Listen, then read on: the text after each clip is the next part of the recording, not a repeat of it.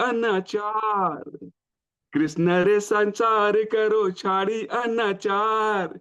जीवे रे दया कृष्ण नाम सर्वधर्म सार। कृष्ण रे संसार करो छाड़ी अनाचार। जीवे रे दया कृष्ण सर्वधाम सार। नादिया गोद्रु में नित्यानंद महाजन। पाटिया छे नाम हटा जीवे रे कारण। श्रद्धावान जन ये श्रद्धावान जन। पाटिया छे नाम हटा जीवे रे कारण। प्रभु रे आज्ञा भाई मांगिए ही भिक्षा। बोलो कृष्ण भजो कृष्ण करो कृष्ण से इच्छा। नादिया नादिया गोद्रु में नित्यानंद महाजन। पाटिया छे नाम हटा जीवे रे कारण। अपराध सुने होई ले हो कृष्ण नाम। कृष्ण माता कृष्ण पिता कृष्ण धन प्राण। कृष्ण रे संसार करो अनाचार। जीवे रे दया कृष्ण नाम सर्वधर्म सार। नादिया गोद्रु में नित्यानंद महाजन। पाटिया छे नाम हटा जीवे रे कारण। गौरा गौरा गौरा हरि। गौरा गौरा गौर हरि। नित्य गौर हरि बोल। हरि बोल। हरि बोल। नित्य गौर हरि बोल। हरि बोल हरि बोल हरि बोल। हरे कृष्णा कृष्णा कृष्णा हरे हरे। हरे राम राम राम हरे हरे। हरे कृष्णा कृष्णा कृष्णा हरे हरे। हरे राम राम राम हरे हरे। हरे कृष्णा। प्रभु जी माता जी सबको मेरा दंडवत प्रणाम। हरे कृष्णा। हरे कृष्णा प्रभु जी, बहुत सुंदर। बहुत सुंदर प्रभु जी। हरे बहुत बहुत सुंदर कृष्ण। सुंदर प्रभु प्रभु जी, जी। हरे हरे कृष्ण। कृष्णा। बहुत सुंदर, हरि बोल। प्रभु जी हरे आपका आशीर्वाद है कृष्ण प्रभु जी। प्रणाम प्रभु जी। सब भगवान श्री कृष्ण की कृपा हरे है। कृष्णा प्रभु जी दंडवत प्रणाम। हरे हरे कृष्णा हरे कृष्ण कृष्णा। प्रभु जी। हरे कृष्णा प्रभु जी, सादर चरण वंदन, हरे दंडवत कृष्ण प्रभु हरे प्रणाम। जी। कृष्णा हरे कृष्णा। हरे कृष्णा सभी भक्तों को सादर इधर प्रणाम। सर्दी हरे थोड़ा कृष्ण ज्यादा है। प्रभु जी, सादर प्रणाम प्रभु जी। कृष्णा माता जी, सादर प्रणाम। हरे कृष्णा। नॉर्थ वालों को ज्यादा लग रहा है। हाँ, सर्दी ज्यादा भी है अभी इस समय इधर नॉर्थ में। ठीक है, सभी का बहुत बहुत स्वागत है इस आज की सत्र में, जो कि लेवल 4 का है। और हम इसको स्टार्ट करेंगे मंगलाचरण से। तो मैं मंगलाचरण से स्टार्ट करता हूँ। आप लोग भी अपनी प्रेजेंटेशन के लिए रेडी हो जाइए।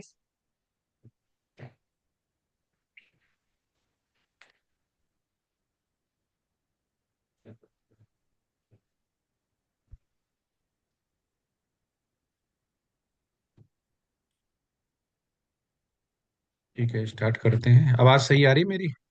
जी प्रभु जी, बिल्कुल। प्रभु जी हरे। ठीक है। ओम अज्ञानतिमिरान्धस्य ज्ञानञ्जनशलाकया चक्षुर्मिलितं तस्मै श्रीगुरवे नमः। श्रीचैतन्यमनोभीष्टं स्थापितं येन भूतले स्वयं रूपकदा मह्यं ददातु स्वपदान्तिकम्। वन्देऽहं श्रीगुरो श्रीयुष्पदकमलं श्रीगुरुवैष्णवांश श्रीरूपं साग्रजातं सद्गुरुरतापितं सजीवं साधुवैतं सावधूतं परिजनसहितं कृष्ण चैतन्यदेवं श्री राधा कृष्ण पादान सह गुरुलता श्री विशाखान्निवास। हे कृष्ण करुणा सिंधु दीन बंधु जगतपते गोपेश गोपिका कांत राधा कांत नमस्तते। तप्त कांचन गौरांगी राधे वृंदावन श्री विष्णु वास्तुते विपिडमामि हरि प्रिये। वांछा कल्पतरुवच कृपा सिंधु है बचा पतित नाम पावन विभ्यो वैष्णव विभ्यो नमो नमः। श्री कृष्ण चैतन्य प्रभु नित्यानंद श्री अद्वैत गदाधर श्री वासादि गौर भक्तवृंद। हरे कृष्ण कृष्ण कृष्ण हरे हरे हरे राम राम राम हरे हरे। नमः ओम विष्णुपदाय कृष्णपृष्ठाय भूतले श्रीमते भक्तिवेदांत स्वामिनिति नामने। नमस्ते सरस्वती देवे गौरवाणी प्रचारिणे निर्विशेष शून्यवादी पाश्चात्य देश तारिणे। वृंदाय तुलसी देवी है प्रियाय केशविशा कृष्ण भक्ति प्रदे देवी सत्यवती नमो नमः। हरे कृष्ण कृष्ण कृष्ण हरे हरे हरे राम राम राम हरे हरे। जी माता जी। जी प्रभु जी, आज ग्रुप बी और सी का प्रेजेंटेशन है प्रभु जी। तो सबसे पहले हम ग्रुप बी लेते हैं। Please raise your hand group B. Group B के सभी डिवोटी हैंड रेज करें। रंजन माता जी हरे को बना कृष्णा। दीजिए प्रभु जी। रंजन सिंह। रंजन सिंह, यस। रंजन माता जी को। जी जी।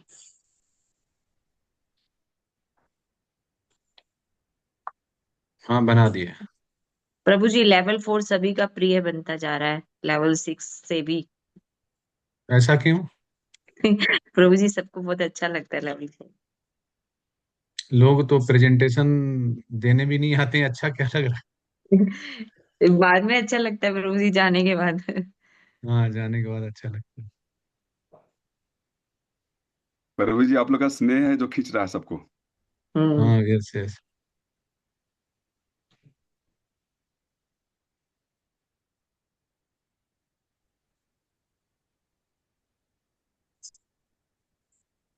ठीक है, स्टार्ट करिए माता जी। हरे कृष्णा रंजन माता जी।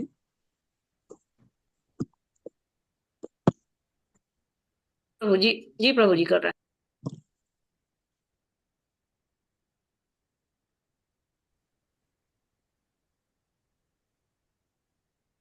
सभी डिवोटीज से रिक्वेस्ट है लेवल 4 में मंगला आरती पे टाइम से आए और जपा तक रहें, क्योंकि एनएनडी प्रभु जी ने बोला है कि अब जो लोग सेवाएं देंगे और जो मंगला आरती और साधना चार्ट को प्रॉपर फॉलो करेंगे तो दीक्षा में उन्हीं को कंसीडर किया जाएगा। अदरवाइज डिफिकल्ट हो जाएगा दीक्षा लेना और या फिर आगे कोर्स करना भक्ति शास्त्री वगैरह।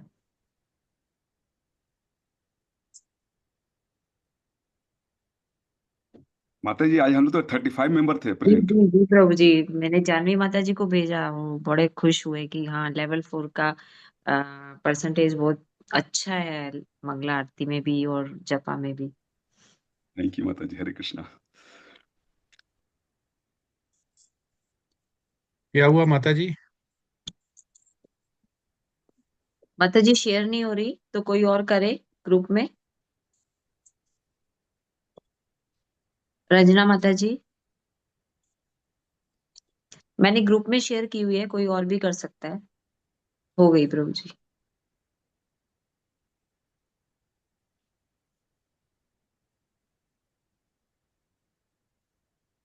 जी जी माता जी, शो हो रही है माता जी।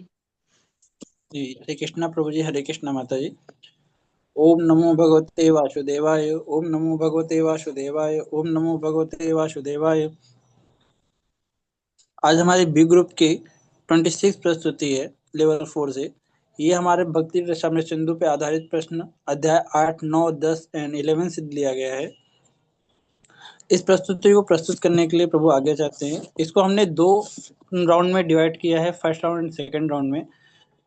जो हम लोगों ने अलग-अलग राउंड में किया है, तो अलग-अलग टाइम पे। तो इसको प्रस्तुत करने के लिए हम आपसे आज्ञा चाहते हैं प्रभु। यस यस प्रभु जी। मैं प्रेजेंटेशन को आगे बढ़ाने के लिए मैं रंजन माता जी को आमंत्रित करता हूँ कि अपनी प्रेजेंटेशन को प्रस्तुत करें। हरे कृष्णा रंजन हरे माता जी। कृष्णा जी। धन्यवाद प्रभु जी। हरे कृष्णा प्रभु जी। हरे कृष्णा माता जी, सभी को पंचांग प्रणाम। ओम नमो भगवते वासुदेवाय। ओम नमो भगवते वासुदेवाय। ओम नमो भगवते वासुदेव। मेरा पहला राउंड का प्रश्न है, चर्चा करें कि अपराधों से बचने के लिए लोगों का रवैया कृष्ण भावना अमृत में उनकी प्रगति को कैसे प्रभावित करता है। इसका उत्तर इस प्रकार देना चाहूंगी। भक्ति रसा अमृत सिंधु के 8वें अध्याय के अनुसार अपराधों के प्रति दृष्टिकोण साधक की आध्यात्मिक प्रगति की गति निर्धारित करता है। यदि कोई भक्त असावधान होकर सेवा अपराध या नाम अपराध करता है तो उसकी भक्ति का विकास रुक जाता है। जो साधक अपराधों से बचने के लिए अत्यंत सतर्क रहते हैं वे कृष्ण भावना अमृत में तीव्र प्रगति करते हैं। अपराधों के प्रति लापरवाही हृदय में अनर्थ पैदा करती है जिससे भक्ति का रस सूख जाता है। पश्चाताप का महत्व, यदि भूलवश अपराध हो जाए तो विनम्रता पूर्वक पश्चाताप करना और उसे न दोहराने का संकल्प लेना ही प्रगति का एक मार्ग है। संक्षेप में अपराधों के प्रति हमारी गंभीरता ही यह तय करती है कि हम कितनी जल्दी शुद्ध प्रेम भाव की अवस्था तक पहुंचेंगे। इसी के साथ मैं अपनी वाणी को विराम देती हूँ। मैं अपनी त्रुटियों के लिए क्षमा प्रार्थी हूँ। अब मैं सिवान प्रभु से आग्रह करती हूँ प्रस्तुति को आगे बढ़ाएं। हरे कृष्णा प्रभु जी, सभी को पंचांग प्रणाम। धन्यवाद रंजन माता जी। हरे कृष्णा प्रभु जी। हरे कृष्णा माता जी। हमारे फर्स्ट राउंड का पहला जो प्रश्न है, वैष्णव तिलक से अपने शरीर को सजाने का क्या परिणाम होता है। भक्ति रसामृत सिंधु में वैष्णव तिलक से अपने शरीर को सजाने का महत्व और परिणामों का विस्तृत वर्णन किया गया है।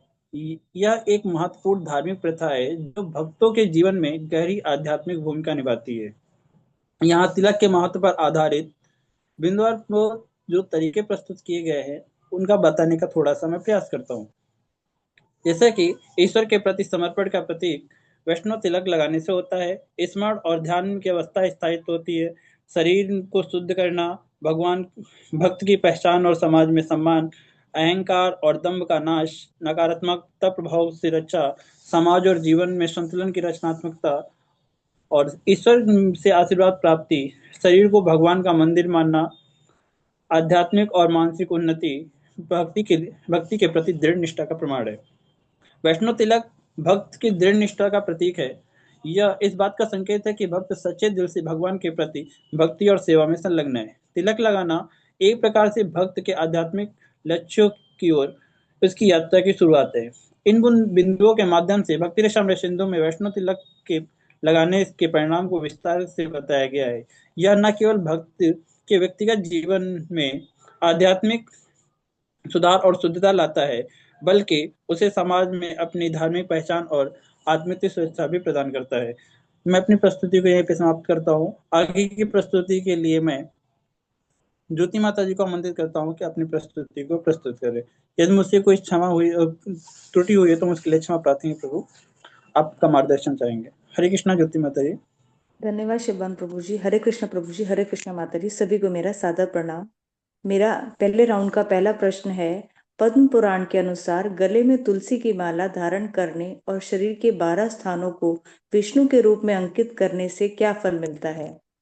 इसका उत्तर देने का मैं प्रयास करूंगी। जैसा कि पद्म पुराण के अनुसार गले में तुलसी माला पहनने और शरीर पर विष्णु के 12 स्थानों पर तिलक विष्णु रूप अंकित करने से सभी पापों का नाश होता है। व्यक्ति भगवान विष्णु के करीब आता है, उसे वैकुंठ लोक की प्राप्ति होती है, मोक्ष मिलता है, सभी तीर्थों का फल मिलता है और अंततः वह कृष्ण लोक में भगवान के सानिध्य में स्थान पाता है, जिससे माया का प्रभाव समाप्त हो जाता है। तुलसी माला धारण करने के लाभ। पाप मुक्ति और मोक्ष। यह माला धारण करने से सभी पाप धुल जाते हैं और मृत्यु के समय मोक्ष की प्राप्ति होती है। भगवान विष्णु की कृपा। भगवान विष्णु ऐसे भक्त को तुरंत स्वीकार करते हैं और अपनी शरण में लेते हैं, जिससे वैकुंठ धाम मिलता है। पवित्रता और सात्विकता। यह मन को पवित्र करती है, सात्विक ऊर्जा बढ़ाती है और नकारात्मकता दूर करती है। जप का 1000 गुना फल। तुलसी माला पहनकर किया गया कोई भी जप या सत्कर्म 1000 गुना अधिक फलदायी होता है। स्वास्थ्य लाभ।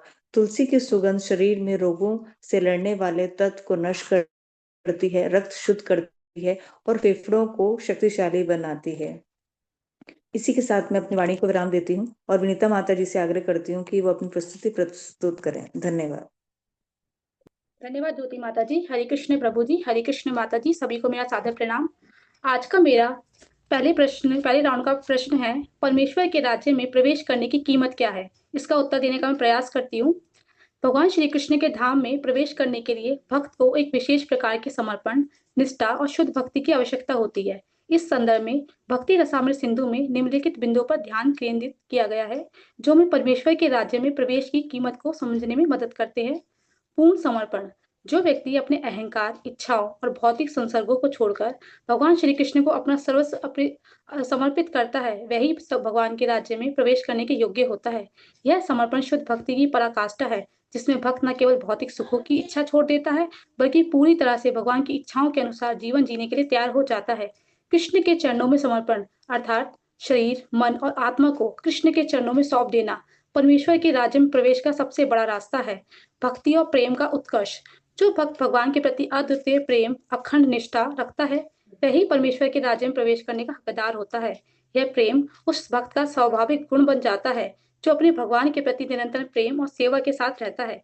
प्रेम और भक्ति का यह शुद्ध रूप भगवान के साथ अविभाज्य संबंध को दिखाता है और इसी संबंध के कारण भक्त परमेश्वर के राज्य में प्रवेश कर सकता है। शुद्ध भक्ति का अभ्यास। जो व्यक्ति शरीर, मन और वचन से भगवान के प्रति शुद्ध भक्ति का अभ्यास करता है, वह भगवान के राज्य में प्रवेश करने के योग्य होता है, क्योंकि शुद्ध भक्ति में ना तो कोई लोभ और ना ही कोई स्वार्थ होता है, बल्कि यह केवल ईश्वर की सेवा और प्रेम के लिए होता है। निष्कलंक और निरअहंकारी। भक्ति परमेश्वर के राज्य में प्रवेश की कुंजी है, जिसमें भक्त अपने सभी कर्मों और विचारों को भगवान के चरणों में समर्पित करता है। निष्ठा और निरंतरता। भगवान के राज्य में प्रवेश करने के लिए निरंतर भक्ति और निष्ठा की आवश्यकता होती है। जो भक्त भगवान के साथ अपने संबंध को स्थिर और दृढ़ बनाए रखता है, वह परमेश्वर के राज्य में प्रवेश करने योग्य होता है। निरंतर ध्यान, भजन और भगवान की सेवा का अभ्यास भक्त को भगवान के करीब ले आता है और उसे उनकी दिव्य दुनिया में प्रवेश का अवसर प्राप्त होता है। अहंकार और माया से मुक्ति। जो व्यक्ति अपनी इंद्रियों और मानसिक वासनाओं को नियंत्रित करता है और अहंकार के सारे भंवरों से बाहर निकलता है, वही भगवान के राज्य में प्रवेश कर सकता है।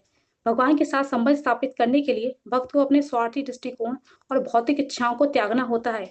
माया के बंधन से मुक्त होकर भक्त भगवान के शुद्ध प्रेम और भक्ति में समाहित होता है और फिर वह भगवान के दिव्य राज्य में प्रवेश कर सकता है। कृष्ण के नाम का जप।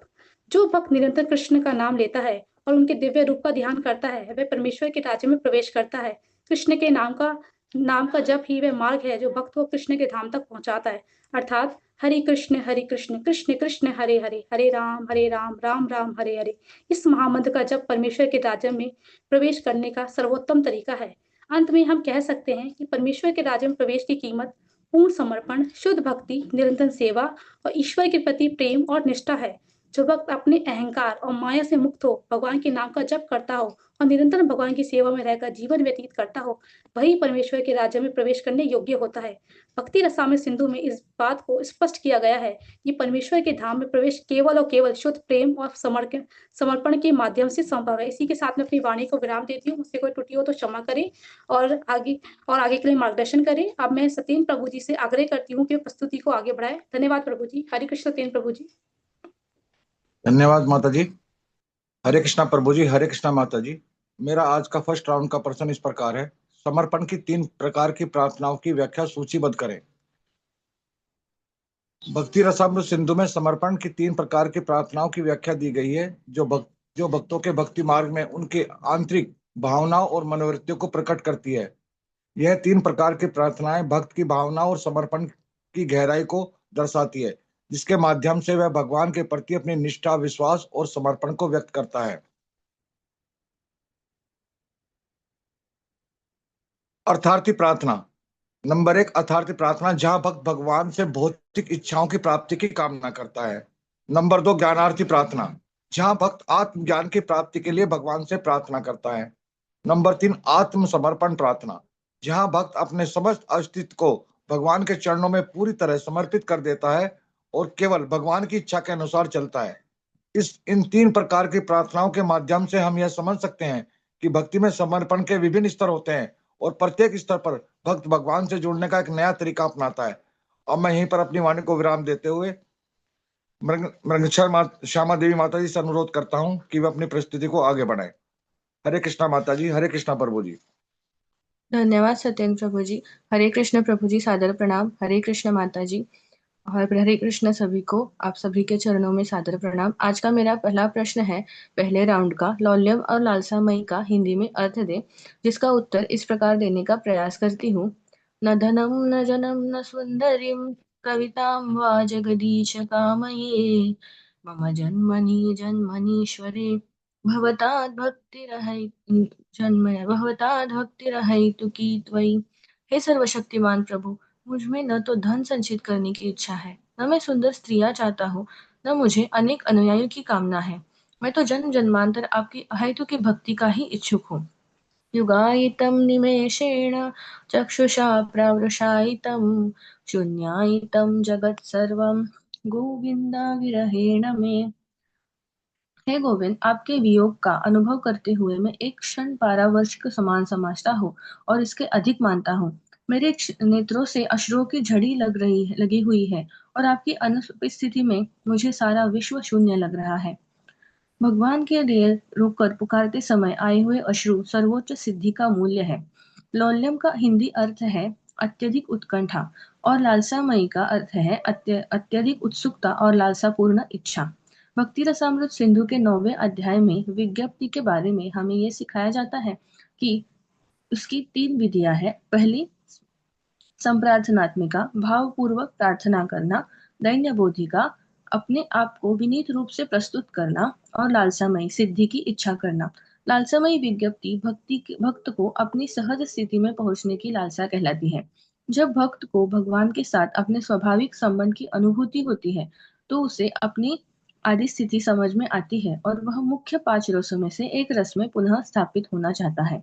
यह विज्ञप्ति पूर्ण मुक्ति की अवस्था में होती है और स्वरूप सिद्धि कहलाती है। यह विज्ञप्ति आत्म साक्षात्कार की सर्वोच्च सिद्धावस्था है। लौल्यम और लालसामयी यही विज्ञप्ति के बल पर भक्त भगवत धाम में प्रवेश कर सकता है। इस प्रश्न के उत्तर का अंत षड गोस्वामी अष्टक के श्लोक से करना चाहूंगी, जो उनकी राधा कृष्ण के प्रति अत्यधिक उत्कंठा दर्शाती है। हे राधे व्रज देविके चललिते, हे नंद सूनो कुतः, श्री गोवर्धन कल्प पाद पतले, कालिंदी कुतः, घोषन्ताविति सर्वतो व्रजपुरे, खेदैर्महाविभलो, वंदे रूप सनातनौ रघुयुगौ, श्रीजीव गोपालकौ।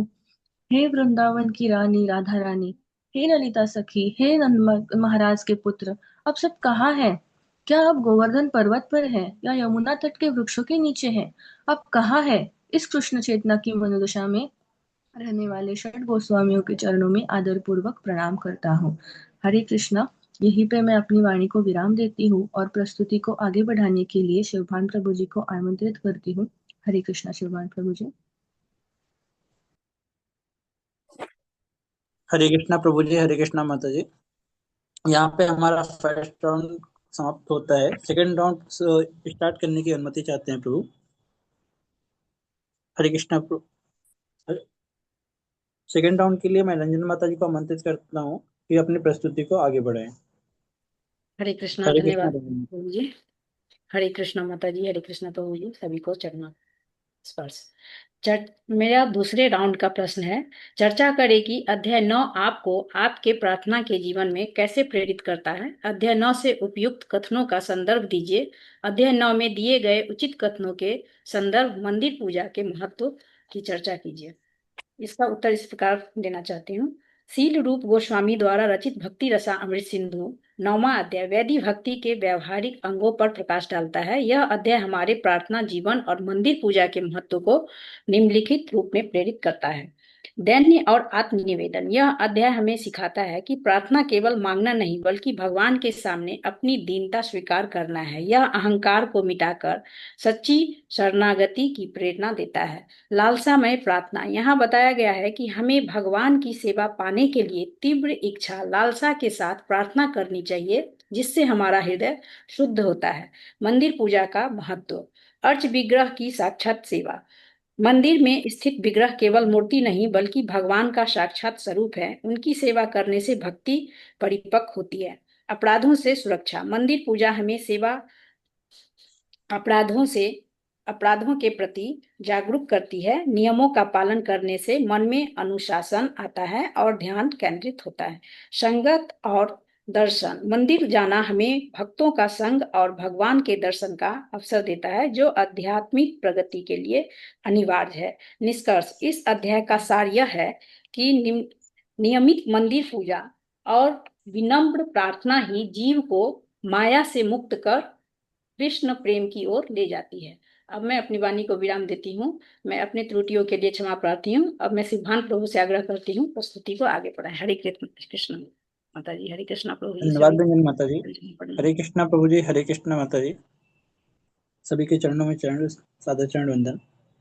आज सेकंड राउंड का मेरा प्रश्न है कि भक्ति अमृत के अध्याय 10 में प्रभुपाद के कथनों के संदर्भ में अपने शब्दों में वर्णन कीजिए कि अपने जीवन में दुखों के प्रति उचित दृष्टिकोण क्या है। प्रासंगिक व्यक्तिगत उदाहरणों के साथ चर्चा करें कि इस दृष्टिकोण का विकास आपको अपने जीवन के दुख से निपटने में कैसे मदद कर सकते हैं। जैसा कि भक्ति रस अमृत सिंधु के अध्याय 10 में प्रभुपाद जी ने जीवन के आने वाले दुखों के प्रति उचित दृष्टिकोण पर बहुत महत्वपूर्ण उपदेश दिया है। उनके अनुसार दुखों का सामना करने के लिए भक्त का दृष्टिकोण अत्यधिक महत्व रखता है। यहाँ हम उन दृष्टिकोण को समझेंगे कि व्यक्तिगत उदाहरणों के साथ चर्चा करेंगे कि इस दृष्टिकोण को अपना करके हम अपने जीवन में दुखों से निपट सकते हैं। प्रभुपाद जी ने सिखाया कि दुख या कठिनाई जीवन का हिस्सा है और इन्हें हमें भगवान की इच्छा के रूप में देखना चाहिए। वे कहते हैं कि दुखों का कारण हमारी पूर्व जन्म की गलतियां या भगवान के दिव्य नियमानुसार कर्मों का परिणाम है। एक उदाहरण के द्वारा अगर समझते हैं कि एक समय मैं परीक्षा में असफल हो गया, जो मेरे लिए एक बहुत बड़ा मानसिक तनाव था, लेकिन जब मैंने इसे भगवान की इच्छा के रूप में देखा तो मैंने महसूस किया कि यह केवल मेरे कर्मों का परिणाम था। यह मुझे सुधारने और आत्मनिरीक्षण करने का एक अवसर था। जब हम दुखों को भगवान की इच्छा के रूप में स्वीकार करते हैं तो हम मानसिक शांति प्राप्त करते हैं और इससे उबरने के लिए समर्पण और सहनशीलता विकास करते हैं। और भी बिंदुओं पर चर्चा करते हुए दुखों को आत्मसुधार के अवसर के रूप में देखना, दुखों को अस्थायी मानना, भक्ति और ईश्वर की कृपा पर विश्वास रखना, दुखों को दया और सेवा के रूप में देखना और दुखों को चित्त की नम्रता के रूप में देखना। प्रभुपाद जी ने दुखों के चित्त की नम्रता और सहनशीलता के रूप में देखने की बात की है। जब हम दुखों का सामना करते हैं तो हम खुद को नम्र और सहानुभूति से भरपूर महसूस करते हैं, जो भक्ति के लिए अत्यंत आवश्यक है। जब किसी ने मेरे साथ गलत व्यवहार किया तो मैंने उस घटना को अपने चित्त को नम्र करने और कृष्ण से संपर्क बढ़ाने के अवसर के रूप में देखा। यह व्यक्तिगत उदाहरण है। दुखों का सही तरीके से सामना करने से हम अपने चित्त में नम्रता और सहनशीलता विकसित कर सकते हैं, जो हमें मानसिक रूप से मजबूत बनाता है। लास्ट में यह निष्कर्ष निकलता है कि प्रभुपाद जी के उपदेशों के अनुसार दुखों को ईश्वर की इच्छा, आत्म सुधार के अवसर, अस्थायी और विनम्र दृष्टिकोण के रूप में देखना, भक्ति के मार्ग पर विश्वास रखना, दूसरों की मदद करने का प्रयास करना और मानसिकता में नम्रता विकास करना सभी हमारे जीवन के दुखों से निपटने के प्रभावी तरीके हैं। इन दृष्टिकोण को अपनाकर हम न केवल दुखों से उबर सकते हैं बल्कि आध्यात्मिक उन्नति की दिशा में भी आगे बढ़ सकते हैं। मेरी प्रस्तुति यहीं पे समाप्त होती है। अगर मुझसे कोई त्रुटि हुई है तो हम उसके लिए क्षमा प्रार्थी हैं। आगे आपके मार्गदर्शन की अभिलाषा रखते हैं। आगे की प्रस्तुति के लिए मैं ज्योति माता जी को आमंत्रित करता हूँ कि अपनी प्रस्तुति को प्रस्तुत करें। हरे कृष्णा प्रभु जी, हरे कृष्णा माता जी। धन्यवाद शिवान प्रभु जी। मेरा आज का सेकंड राउंड का प्रश्न है, उचित कथनों के संदर्भ में शीघ्र आध्यात्मिक उन्नति के लिए श्रवण के महत्व का वर्णन कीजिए। इसका उत्तर देने का मैं प्रयास करूंगी। श्रवण सुनना भक्ति के 9 रूपों नवदा भक्ति में से पहला और महत्वपूर्ण है, जहाँ कथाओं और उपदेशों को सुनकर भगवान के प्रति प्रेम और आसक्ति बढ़ती है, जिससे चित्त शुद्ध होता है। श्रवण का महत्व भक्ति का आधार। श्रवणम सुनना नवदा भक्ति का पहला चरण है, जहाँ हम गुरुजनों से भगवान की लीलाएं, गुण और महिमा सुनते हैं। चित्त शुद्धि कथा श्रवण से मन शुद्ध होता है और भगवान के प्रति निष्ठा बढ़ती है। ज्ञान का संचार यह ज्ञान प्राप्त करने और भगवान को समझने का मार्ग है, जो भक्ति को गहरा बनाता है। इसी के साथ मैं अपनी वाणी को विराम देती हूँ और विनीता माता जी से आग्रह करती हूँ कि अपनी प्रस्तुति प्रस्तुत करें। धन्यवाद। धन्यवाद ज्योति माता जी। हरे कृष्ण प्रभु जी, हरे कृष्ण माता जी, सभी को मेरा सादर प्रणाम। आज के मेरे दूसरे राउंड का प्रश्न है, कम से कम 4 तरीकों की सूची बनाएं जिनसे हम तुलसी की सेवा कर सकते हैं। इसका उत्तर देने का मैं प्रयास करती हूँ। भक्ति रसामृत सिंधु के अनुसार तुलसी माता की सेवा करने के अनेक तरीके बताए गए हैं, जो भक्तों को उनके भक्ति मार्ग में सहायता प्रदान करते हैं और उन्हें कृष्ण के प्रति गहरी श्रद्धा में लाते हैं। तुलसी माता को विशेष रूप से भगवान श्री कृष्ण की प्रिय और भक्ति के प्रतीक के रूप में सम्मानित किया जाता है। तुलसी की सेवा न केवल भक्तों की आध्यात्मिक उन्नति के लिए महत्वपूर्ण है, बल्कि यह भगवान श्री कृष्ण के साथ भक्त के संबंध को भी प्रगाढ़ बनाती है।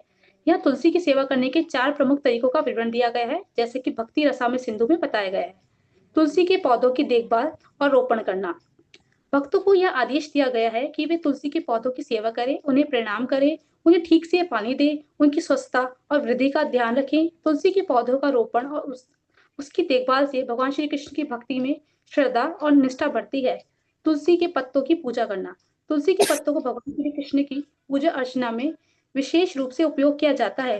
तुलसी पत्र भगवान श्री कृष्ण को अर्पित करने से भक्तों को आध्यात्मिक उन्नति और शुद्धि मिलती है। तुलसी के पत्ते न केवल शारीरिक शुद्धि के लिए बल्कि आध्यात्मिक शुद्धि के लिए भी महत्वपूर्ण हैं।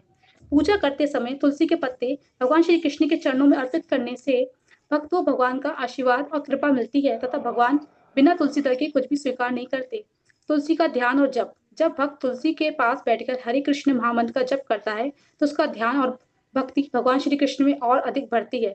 श्रील प्रभुपाद जी ने हरे कृष्ण महामंत्र का जप करने के दौरान तुलसी के पत्रों और पौधों की सेवा पर जोर दिया है। जब भक्त तुलसी के पौधे के पास बैठकर जप करते हैं तो इससे वह भक्ति की उच्चतम अवस्था को प्राप्त कर सकते हैं। तुलसी के व्रत और पर्वों का पालन। तुलसी विवाह जैसे प्रमुख त्योहारों और व्रतों का आयोजन भक्ति रसामृत सिंधु में अत्यधिक महत्व दिया गया है। तुलसी के विवाह का पर्व विशेष रूप से कार्तिक माह में मनाया जाता है।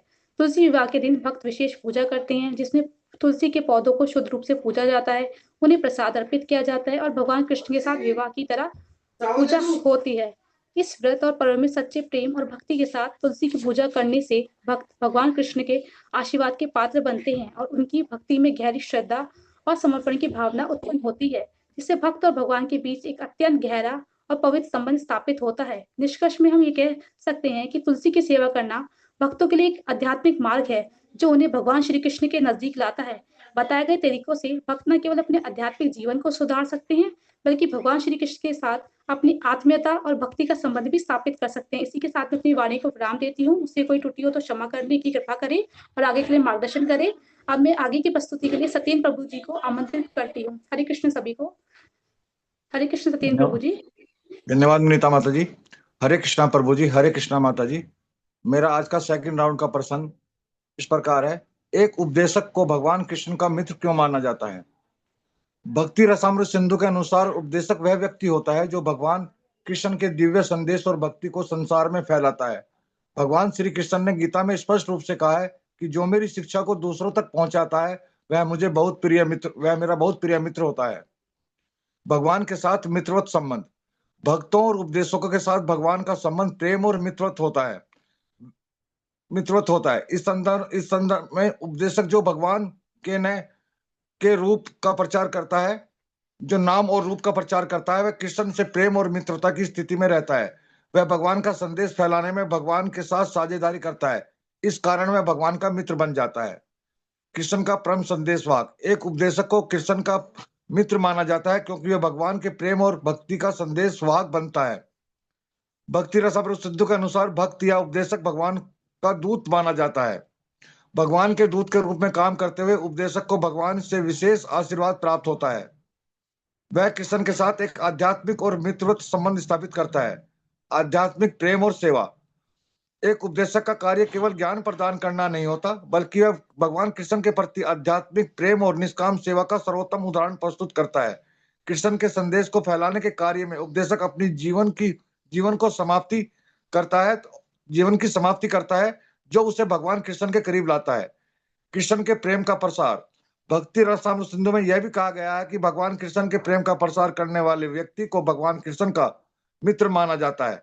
उपदेशक भगवान के प्रेम को संसार में फैलाकर सभी जीवों के हृदय में कृष्ण के प्रेम को जागृत करता है और कृष्ण के प्रिय सखा के रूप में स्थापित हो जाता है। प्रेम और समर्पण का कार्य। जो व्यक्ति अपने जीवन को भगवान के प्रेम और भक्ति के प्रचार में समर्पित करता है वह भगवान कृष्ण के साथ मित्र संबंध बनाता है। वह न केवल दूसरों को भगवान के बारे में ज्ञान देता है बल्कि समर्पण और प्रेम से कृष्ण के साथ गहरे संबंध स्थापित करता है। भगवान कृष्ण अपने भक्तों का हमेशा साथ देते हैं। भक्त कृष्ण के संदेश को फैलाने का कार्य करता है तब वह भगवान के सबसे प्रिय मित्र बन जाता है। भक्ति रसामृत सिंधु के अनुसार एक उपदेशक को भगवान कृष्ण का मित्र इसलिए माना जाता है क्योंकि वह भगवान के संदेश को संसार में फैलाता है और भगवान के प्रेम का प्रसार करता है और कृष्ण के लिए अपनी आत्मा और जीवन को समर्पित करता है। उपदेशक का कार्य भगवान कृष्ण के साथ मित्र संबंध को साकार करता है क्योंकि वह भगवान के प्रेम के प्रचारक और उनके सबसे नजदीकी दूत के रूप में कार्य करता है। इस कारण उपदेशक कृष्ण के सबसे प्रिय मित्र होते हैं। अब मैं यहीं पर अपनी वाणी को विराम देते हुए आप सभी भक्तों से क्षमा की मेरे द्वारा कोई त्रुटि हो तो उसके लिए मैं आप सब लोगों से क्षमा की प्रार्थना करता हूँ तथा आगे की प्रस्तुति के लिए मृगांशी श्यामा देवी दासी माता जी से अनुरोध करता हूँ कि वे आगे की प्रस्तुति को प्रस्तुत करें। हरे कृष्णा माता जी। हरे कृष्णा प्रभु जी। धन्यवाद सत्येंद्र प्रभु जी। हरे कृष्ण सादर प्रणाम प्रभु जी। मेरा दूसरे राउंड का प्रश्न है, वर्णाश्रम धर्म और दास्यता के बीच संबंध पर चर्चा करें, जिसका उत्तर इस प्रकार देने का प्रयास करती हूँ। श्रवण कीर्तन स्मरण वंदन पाद सेवा दासरे, पूजन सखी जन आत्मनिवेदन गोविंद दास अभिलाष रे। गोविंद दास की यह प्रबल इच्छा और लालसा है कि वे भक्ति की 9 प्रक्रियाओं में स्वयं को संलग्न करें, अर्थात भगवान हरि की महिमा सुनना, जप करना, स्मरण करना, प्रार्थना करना, चरण कमलों की सेवा करना, सेवक के रूप में सेवा करना, आराधना करना, मित्र रूप में सेवा करना और पूर्णतः भगवान को समर्पित करना। जैसा कि स्लाइड में लिखा है, जो भक्त प्रत्यक्ष भगवान की सेवा में संलग्न रहता है वह शुद्ध भक्त कहलाता है। वर्णाश्रम प्रथा को इस प्रकार नियोजित किया गया है कि बद्ध जीव इंद्रिय तृप्ति हेतु अपनी इच्छाओं के अनुसार भौतिक जगत का भी भोग कर सके और साथ ही क्रमशः आध्यात्मिक ज्ञान को भी प्राप्त करे। जो लोग चारों वर्णों तथा आश्रमों में सकाम कर्म तथा नियत कर्मों में संलग्न रहते हैं वे भक्त कहलाते हैं। दास्य भाव में भक्त भगवत प्रेम के कारण रागानुगा होकर कर्म करता है। भक्ति रसामृत सिंधु के तीसरे अध्याय के 2.3 और 4 श्लोक में दास्य रस 2 प्रकार का बताया गया है। पहला संभ्रम दास्य, जो भगवान की सम्मानजनक सेवा करना होता है, और गौरव दास्य, जो भगवान को सुरक्षा प्रदान करता है। वर्णाश्रम का पालन करने वाले भक्त कर्मों के फल को श्री कृष्ण के भगवान के चरणों में अर्पण करते हैं, जिसे कर्मार्पण कहते हैं। किंतु शुद्ध भक्त किम करिए कहते हैं, वे सदा भगवान गुरु वैष्णवों को क्या सेवा करूं ये पूछते हैं। वर्णाश्रम का पालन और भगवान को तुष्ट करने का उद्देश्य एक साथ करें तो भक्त गोपीनाथ जी के दास बन जाएगा और उपेक्षा की तो माया का दास बन जाएगा। जो व्यक्ति निरंतर भक्ति में लगा रहता है तथा निरंतर भक्ति करने की कामना भी करता है तो वह मुक्त समझा जाता है। ऐसा भक्ति रसामृत सिंधु के अध्ययनों में बताया गया है। दास्य भाव में भक्त को माया से विरक्ति होती है, भगवत प्राप्ति में आसक्ति होती है और वैष्णवों की सेवा की अभिलाषा होती है। इस प्रश्न के उत्तर का अंत इस श्लोक से करना चाहूंगी।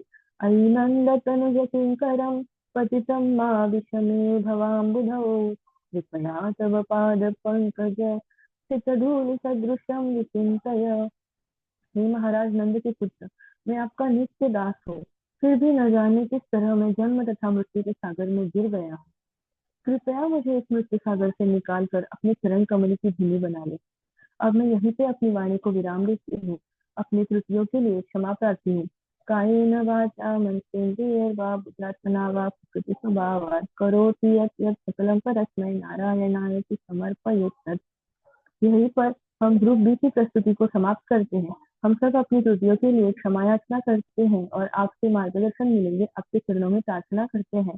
वाञ्छाकल्पतरुभ्यश्च कृपासिन्धुभ्य एव च पतितानां पावनेभ्यो वैष्णवेभ्यो नमो नमः। हरे कृष्ण कृष्ण कृष्ण हरे हरे, हरे राम राम राम हरे हरे। धन्यवाद। हरे कृष्ण।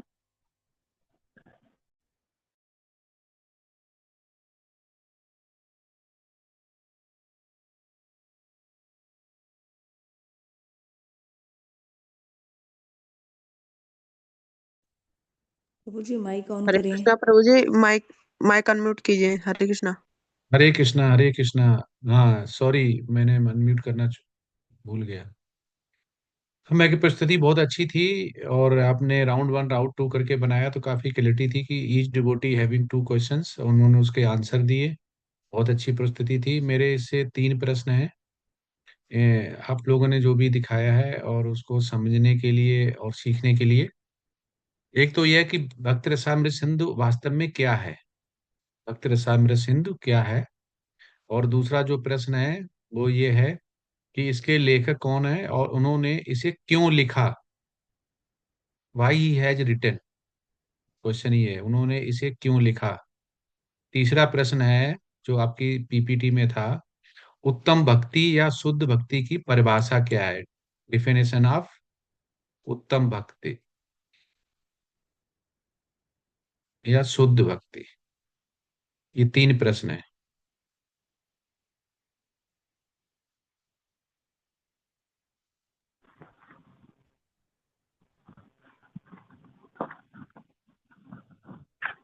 हरे कृष्ण प्रभु जी, सादर प्रणाम। यस माता जी।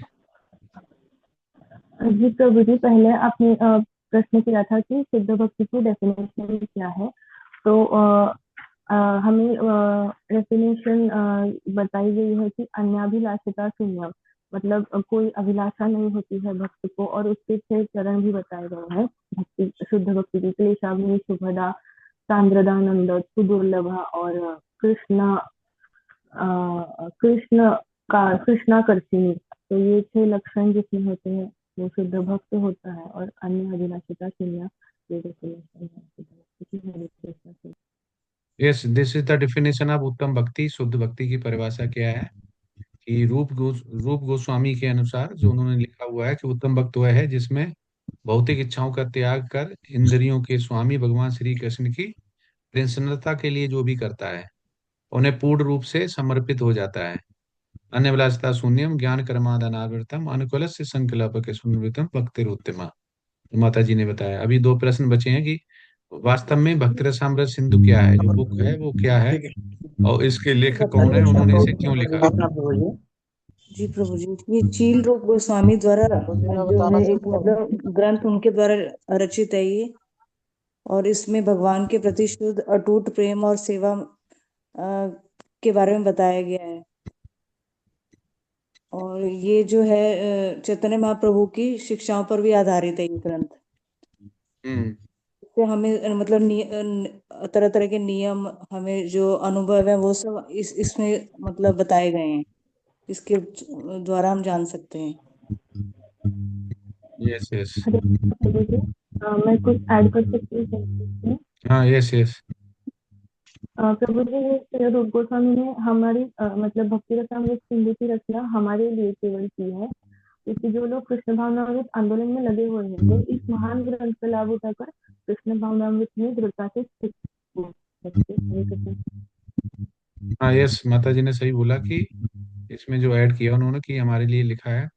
भक्त रसामृत सिंधु क्या है? भक्त रसामृत सिंधु जैसे इसके नाम से पता चलता है कि ये श्री रूप गोस्वामी द्वारा लिखित एक संस्कृत ग्रंथ है, और इसे बहुत बड़ा से छोटा करके बनाया गया है बहुत। और किसके लिए? दिव्य प्रेमा भक्ति के लिए, कृष्ण प्रेम के लिए। और ये क्या करता है? भगवान श्री कृष्ण के प्रेम का जो प्रेम है, कृष्ण प्रेम है, उसको विज्ञान को वर्णन करता है, मतलब प्रैक्टिकल, नॉट थ्योरेटिकल। विज्ञान आ जाता है, जहाँ पे ज्ञान होता है वो थ्योरेटिकल होता है, जहाँ विज्ञान आ जाता है वो प्रैक्टिकल करता है। तो इसमें प्रैक्टिकल समझाया गया कि कैसे भगवान की कृष्ण प्रेम हम पा सकते हैं, कैसे हम शुद्ध भक्ति में जा सकते हैं। और इसमें श्रीमद् भागवतम जो है उसकी शिक्षा के ऊपर बनाया गया, विस्तार हुआ उसका। और ये सभी जितनी भी शुद्ध भक्ति के लक्षण हैं उनको ये उजागर करता है कि शुद्ध भक्ति में कैसे बन पाएंगे, उसको बताता है। और दूसरा प्रश्न था इसमें लेखक कौन है और उन्होंने क्यों लिखा। तो लेखक इसके जैसे आपने बताया रूप गोस्वामी है, जो कि श्री चैतन्य महाप्रभु जी आप के कहना थे। शिष्य थे। हाँ यस यस प्रभु जी। प्रभु जी, दंड प्रणाम प्रभु जी एक्चुअली हमारे लेखक तो इसके हैं श्री रूप गोस्वामी प्रभुपाद। और इन्होंने एक्चुअली इसलिए लिखा कि वे चाहते थे भक्ति करने की विधि को बताया जाए, लोगों को भक्ति में कैसे मतलब सुधार किया जाए। इनका 6 उद्देश्य था बनाने का। भक्ति रसामृत सिंधु सिंधु लिखने के 6 उद्देश्य हैं। पहला उद्देश्य था कि भक्तों को गोस्वामी के पद तक ऊपर उठाना। दूसरा में है क्या, भक्तों को मुख्य 5 रसों से भगवान से जोड़ना। और तीसरा जो है चपल सुख, यानी जो भौतिक सुख है उससे कैसे बचा जाए कि भगवान की भक्ति हम कर सके। चौथा था उत्तम भक्ति तक किस मतलब जीवों को किस तरह से साधना भक्ति के द्वारा, वैदिक भक्ति के द्वारा जीवों को उत्तम भक्त बनाना। और फिर भक्तों के व्यवहार में सब कैसे आना चाहिए ये बताने के लिए है।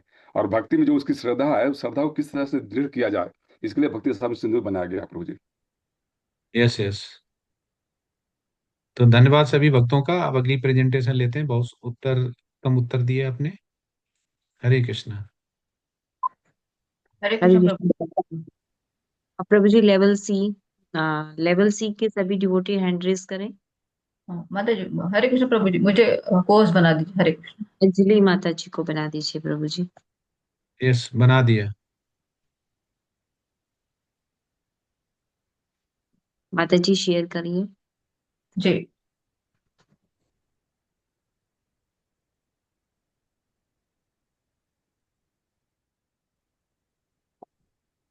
हरे कृष्णा प्रभु जी, हरे कृष्णा माता जी, सभी को पांचांग प्रणाम। आज हमारे ग्रुप सी की 26वीं प्रेजेंटेशन है और हम 6 भक्तों को भक्ति रसामृत सिंधु के 11 से लेके 16 अध्याय के कुल 12 प्रश्न मिले हैं और हर एक भक्त दो दो प्रश्नों की प्रस्तुति करने के लिए आपकी अनुमति चाहता है प्रभु जी। अनुमति है? यस यस माता जी। धन्यवाद। हरे कृष्णा। जगत शिल प्रपात कीजिए। ओम नमो भगवते वासुदेवाय, ओम नमो भगवते वासुदेवाय, ओम नमो भगवते वासुदेवाय। सबसे पहले हमारे ग्रुप से मैं सीमा माता जी को आमंत्रित करती हूँ कि वो अपने प्रश्नों की प्रस्तुति को शुभारंभ करेंगे। हरे कृष्णा सीमा माता जी, पांचांग प्रणाम। हरे कृष्णांजलि माता जी, हरे कृष्णा प्रभु जी, हरे कृष्णा माता जी, सभी वैष्णव भक्तों को मेरा सादर प्रणाम। मेरा पहले राउंड का प्रश्न है, अध्याय 11 के संदर्भ में तुलसी की सेवा करने की कुछ महिमाओं का वर्णन करें। उत्तर है, भक्ति रसामृत सिंधु श्रील रूप गोस्वामी द्वारा रचित एक अत्यंत महत्वपूर्ण ग्रंथ है। भक्ति रसामृत सिंधु अध्याय 11 के संदर्भ में तुलसी जी की सेवा करने की महिमाओं का वर्णन करते हुए श्रील रूप गोस्वामी जी बताते हैं कि तुलसी कोई साधारण पौधा नहीं, बल्कि वे भगवान श्री कृष्ण के प्रिय भक्त तथा उनकी आंतरिक शक्ति का विस्तार है। भगवान विष्णु और श्री कृष्ण को तुलसी अत्यंत प्रिय है, उनके बिना उनकी पूजा अधूरी मानी जाती है। भक्ति में तुलसी का महत्व श्रील रूप गोस्वामी जी बताते हैं कि भक्ति मार्ग में तुलसी का स्मरण, स्पर्श और सेवन सभी अत्यंत शुभ एवं भक्तिवर्धक है। तुलसी की सेवा करने से भक्त के पूर्व जन्मों के पाप नष्ट होते हैं, भक्ति लता का विकास होता है, हृदय शुद्ध होता है और भगवान के प्रति प्रेम बढ़ता है। भय से मुक्ति, अहंकार का नाश, अनन्य भक्ति की वृद्धि और भगवान की शीघ्र कृपा प्राप्त होती है। साधना भक्ति में तुलसी की सेवा। भक्ति रसामृत सिंधु विशेषतः साधना भक्ति के प्रसंग में तुलसी सेवा को भक्ति के 64 अंगों में सम्मिलित किया गया है। तुलसी की परिक्रमा करना, तुलसी के समीप बैठकर जप करना, ये सभी कार्य भक्ति को शीघ्र फल देने वाले बताए गए हैं। इसके दर्शन, स्मरण, वंदन, प्रणाम, श्रवण से सदैव कल्याण होता है। चैतन्य चरितामृत अंत लीला अध्याय 3 के हरिदास ठाकुर एक सुनसान जंगल में एक झोपड़ी बनाई, वहां उन्होंने एक तुलसी का पौधा लगाया और रोजाना तुलसी के सामने 3 लाख बार भगवान के पवित्र नाम का दिन रात जाप किया करते थे। हरिदास ठाकुर हरे कृष्ण महामंत्र के जप के आचार्य होने के कारण नामाचार्य हरिदास ठाकुर जी कहलाते हैं। जो कोई भी उपयुक्त विधियों से तुलसी के संसर्ग में आता है और सदैव वैकुंठ लोक में निवास करता है। स्कंद पुराण भक्ति रसामृत सिंधु में एक उद्भिद श्लोक है, तुलसी काननम यत्र तत्र सन्निहितो रहरि, तुलसी वन संयुक्तन तम न पश्यामि महितले। जहाँ तुलसी का वन होता है वहाँ स्वयं भगवान श्रीहरि निवास करते हैं। पृथ्वी पर तुलसी से युक्त स्थान के समान कोई अन्य पवित्र स्थान नहीं है। तुलसी सभी प्रकार से कल्याणमय है। कृष्ण अतः निष्कर्ष यह है कि तुलसी माता की सेवा वही भक्ति है जो सदा भक्ति को बढ़ाने वाली है। जो भक्त प्रेम पूर्वक तुलसी सेवा करता है उसके जीवन में ज्ञान, वैराग्य और शुद्ध भक्ति स्वतः प्रकट हो जाती है। तुलसी महारानी की जय। इसी के साथ मैं अपनी वाणी को यहाँ पे विराम देती हूँ। अगर मेरे प्रश्नों के उत्तर में कोई त्रुटि हो तो मुझे क्षमा करें और मेरा मार्गदर्शन करने की कृपा करें। इसके पश्चात मैं हर भगवान प्रभु जी को आमंत्रित करते हुए अपने प्रश्नों की प्रस्तुत करें। हरे कृष्णा। हर भगवान प्रभु जी। धन्यवाद माता जी। हरे कृष्ण माता जी, हरे कृष्ण प्रभु जी, सादर प्रणाम। भक्ति रसामृत संभवत रूप गोस्वामी के 12 अध्याय में पक्के फल की सादृश्यता भक्त की परिपक्व और फलदायी भक्ति अवस्था को दर्शाती है। पक्के फल की सदृश्यता का अर्थ है जैसे एक फल पकने पर स्वाभाविक के रूप में मीठा, स्वादिष्ट और नीचे गिर जाता है, वैसे ही पूर्ण विकसित भक्ति में साधक श्री कृष्ण की ओर स्वाभाविक रूप से आकर्षित होता है और भौतिक आस्तिकी की समाप्त हो जाती है, जिससे वह परम आनंद रस से प्राप्त करता है। यह सादृश्यता भक्ति की परिपक्वता और उसकी आंतरिक संतुष्टि को दर्शाती है, जहां बाहरी प्रयास नहीं बल्कि सहज प्रेम ही प्रमुख है। पक्के फल की सादृश्यता का विस्तृत अर्थ। स्वाभाविक मिठास मीन्स रस। जैसे पक्के फल में स्वाभाविक मिठास होता है, वैसे ही शुद्ध भक्ति में साधक को स्वयं ही परम आनंद का अनुभव होता है। पूर्णता और संतुष्टि। फल का पकना उसकी पूर्णता का दर्शाता है और इसी तरह भक्ति परिपक्व होती है तो साधक हर परिस्थिति में संतुष्ट रहता है और उससे भौतिक सुख का कोई प्रभाव नहीं पड़ता। आकर्षण और समर्पण। पक्का फल अपने आप नीचे गिर जाता है, वैसे भक्ति में साधक का मन स्वाभाविक के रूप में ही श्री कृष्ण के ओर खींचता है और पूर्ण रूप से समर्पण कर देता है। भौतिक आस्तिकी का त्याग। जैसे पक्के फल के लिए पेड़ का बंधन समाप्त हो जाता है, वैसे ही भक्त परिपक्व होने पर साधक की भौतिक इच्छाएं और अतिरिक्त सब खत्म हो जाती है। यहाँ पर मैं एक भागवत का श्लोक बोलना चाहूंगा। निगम कल्पत्रोर गलितम फलम शुक मुखाद अमृत दुरम संयुक्तम पिबत भागवतम रसमाल्यम मुहर रसिका भुवि भाविका। हे विज्ञ एवं भावुक जनों, वैदिक साहित्य रूपी कल्प वृक्ष के इस परे पक्व फल श्री भागवत को जरा चखो तो। यह श्री सुखदेव गोस्वामी के मुख से निस्तृत होती है, अतः ये और भी अधिक रुचिकर हो गया है। यद्यपि इसका अमृत रस मुक्त जीवों समेत समस्त जनों के लिए पहले से असावध्य था। इसी के साथ मैं अपनी वाणी को विराम देता हूं। अगर मेरे से कोई त्रुटि हो उसी के लिए मैं क्षमा प्रार्थी हूं। अभी मैं सूरजमल प्रभु जी को आमंत्रित करता हूं को अपनी प्रस्तुति पेश करें। सूरजमल प्रभु जी।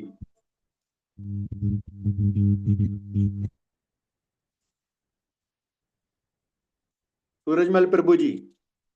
प्रभु जी आपकी आवाज नहीं आ रही। हरे कृष्णा सूरजमल प्रभु जी। सूरजमल प्रभु जी आवाज नहीं आ रही आपकी। हरे कृष्णा। है जो एक पारदर्शी चमत्कार खनिज है। हिंदी और भारतीय संस्कृति में इसे स्फटिक कहा जाता है, जो इसकी प्रमुख उपमा और पारंपरिक नाम है। मुख्य उपमाएं जैसे एक क्रिस्टल उन चीजों का रंग दिखाता है जिन्हें उसके पास लाया जाता है, वैसे ही किसी व्यक्ति का स्वभाव ठीक वैसा ही हो जाता है जैसा संगत वह रखता है। इसलिए शुद्ध भक्तों की संगति करने से व्यक्ति शुद्ध हो जाता है, हर तरह से फायदेमंद है। शास्त्रों में दी गई संगति से दूर रहने निसंग की शिक्षा का असली मतलब यह है कि व्यक्ति को साधुओं की संगति में रहना चाहिए। अंत में मैं चैतन्य चरितमृत का एक श्लोक बोलकर अपनी वाणी को विराम करना चाहूंगा। साधु संग सर्वशास्त्र कहे, लव मात्र साधु संग सर्व सिद्धि होए। हरे कृष्णा। इसी के साथ मेरी प्रस्तुति समाप्त होती है। मेरी प्रस्तुति में कोई त्रुटि होगा तो उसके लिए मैं क्षमा प्रार्थी हूँ। आगे मैं आशा माता जी को आमंत्रित करता हूँ कि वो अपने प्रश्नों की प्रस्तुति आगे बढ़ाएं। हरे कृष्णा। आशा माता जी। धन्यवाद प्रभु जी। मेरा प्रश्न इस प्रकार है, कार्तिक मास में भक्तिमय सेवा करने की कुछ महिमाओं का वर्णन कीजिए। अपने उत्तर में भक्ति रसामृत सिंधु अध्याय 12 का संदर्भ दें। भक्ति वेदांत स्वामी प्रभुपाद के अनुसार इस मास में नियम पूर्वक की गई भक्तिमय सेवा, व्रत, जप, कीर्तन से साधारण भक्त भी भगवान की विशेष कृपा प्राप्त कर सकता है। न मासो न युगम न वेद सदृशम न तीर्थ गंगया समम कार्तिक प्रवरो मासो वैष्णवानां प्रिय सदा कार्तिकम स्कलम यस्तु भक्त्या सेवते वैष्णवः। कार्तिक के समतुल्य कोई महीना नहीं है। वैष्णव इस महीने में पूरी भक्ति भावना के साथ भगवान की सेवा करते हैं। इस महीने में भगवान कृष्ण की कृपा सुगमता से प्राप्त होती है। प्रभुपाद जी के अनुसार कार्तिक मास में भक्त द्वारा अर्पित दीपक भगवान दामोदर को बांध लेता है, अर्थात भगवान अपने भक्त की भक्ति के अधीन हो जाते हैं। अध्याय 12 के अनुसार इस मास की सेवा से रागानुगा भक्ति की ओर प्रगति होती है और भक्त का हृदय भौतिक आसक्तियों से शुद्ध होने लगता है। निष्कर्ष इस प्रकार कार्तिक मास में की गई भक्तिमय सेवा अत्यंत शक्तिशाली होती है। इस मास में थोड़ी सी भक्ति भी भगवान श्री कृष्ण को प्रसन्न कर देती है। अतः कार्तिक मास भगवान दामोदर की विशेष कृपा प्राप्त करने का श्रेष्ठ अवसर है। यहीं पर मेरे प्रश्न का उत्तर समाप्त होता है। अगर मुझसे कुछ त्रुटि हो गई हो तो उसके लिए मैं क्षमा प्रार्थी हूँ। और अब मैं टूटू प्रभु जी को आमंत्रित करती हूँ कि वे अपनी प्रस्तुति से प्रेजेंटेशन को आगे बढ़ाएं। हरे कृष्ण प्रभु जी। हरे कृष्णा। हरे कृष्णा माता जी। हरे कृष्णा प्रभु जी, माता जी, सभी को दंडवत प्रणाम। मेरा क्वेश्चन भक्ति रसामृत सिंधु चैप्टर 13 से, साधना भक्ति के 64 अंगों में से कम 3 वस्तुओं की पहचान करें जिन्हें यदि आप अपने अभ्यास में सुधार करते हैं तो आपकी कृष्ण भावनामृत में उल्लेखनीय वृद्धि हो सकती है। इसका आंसर कुछ इस प्रकार है। भक्ति रसामृत सिंधु में श्रील रूप गोस्वामी द्वारा बताए गए भक्ति के 64 अंगों में से पहला अंग है गुरुपादाश्रय। और ये वास्तव में भक्ति के सबसे महत्वपूर्ण अंगों में से एक है, क्योंकि केवल श्री गुरु की कृपा से ही कोई कृष्ण चेतना को समझ सकता है। आध्यात्मिक गुरु बद्ध जीवों पर भगवान की कृपा का रूप है, और वे ही हमें हमारी गिरी हुई स्थिति से बचाने के लिए इस भौतिक संसार में आते हैं। शिष्य का सच्चा हितैषी होने के नाते गुरु विभिन्न निर्देश देते हैं, जिनका पालन करके एक सच्चा साधक आत्म साक्षात्कार के मार्ग पर प्रगति कर सकता है।